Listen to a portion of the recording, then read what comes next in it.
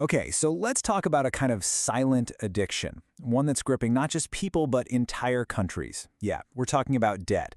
And right now, a global borrowing binge is pushing the world economy to a real breaking point. For decades, the whole system was basically fueled by cheap credit, but that whole era, well, it's coming to a very dramatic end. Yep, you heard that right. The free money party is over. The system that's been propping up the world economy for a whole generation is now under massive pressure, and you can start to see the cracks forming. And that, of course, leads to the billion-dollar question. Who ends up paying the price when it all breaks down? Because when governments can't pay their bills anymore, the market's enforcers, these so-called bond vigilantes, they finally come to collect. To really wrap our heads around how we got here and maybe where we're going, we first have to appreciate the just staggering scale of this global debt addiction. The numbers are almost hard to believe. Now check this out, it's a crazy historical parallel. In developed nations, the average ratio of public debt to GDP has climbed all the way back up to levels we literally haven't seen since the end of World War II. It is a truly historic amount of IOUs.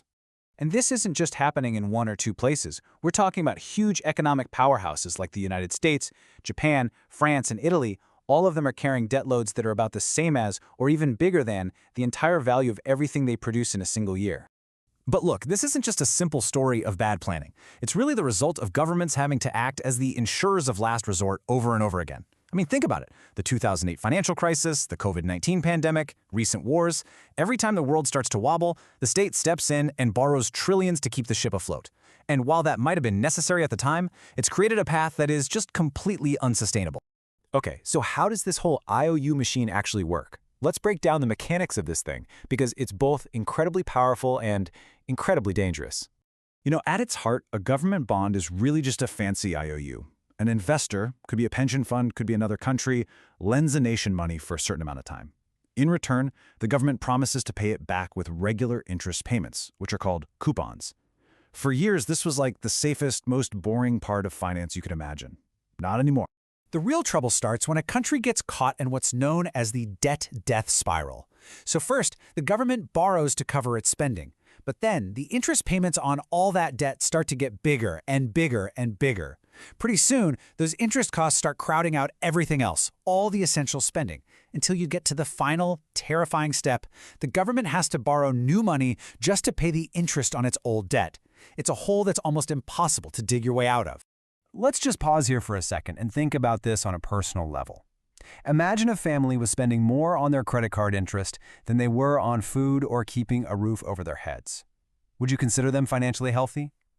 Of course you wouldn't. So why do we sometimes think about entire countries any differently? And if you want a really mind-blowing example of this, just look at the United States. The annual cost of just paying the interest on the national debt now exceeds the entire military budget. Seriously, let that sink in. More money is going to interest payments than to all of national defense combined.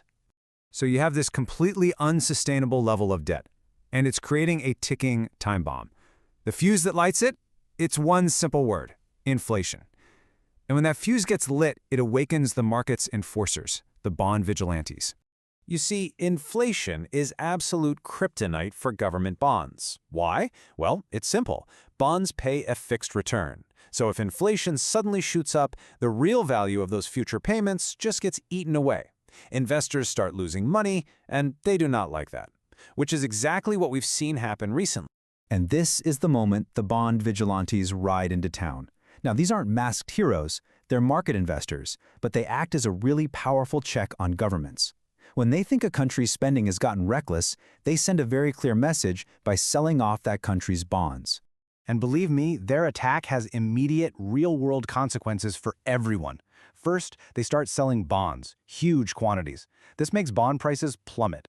Now, as the prices fall, the interest rate or yield that the government has to offer on any new debt, it skyrockets. And that's not just some abstract number on a screen. That directly drives up the cost of mortgages and loans for every single person and business in the country. Now you might be thinking, okay, that's all just theory. But it's not. Let me show you what a real-world market heart attack actually looks like. Let's rewind to the UK in late 2022. The new government, led by Liz Truss, came in and announced these massive tax cuts with no plan for how to pay for them. The market immediately freaked out and started dumping UK government bonds. Borrowing costs spiked so violently, so fast, that the central bank had to jump in with an emergency intervention just to stop a full-blown financial collapse.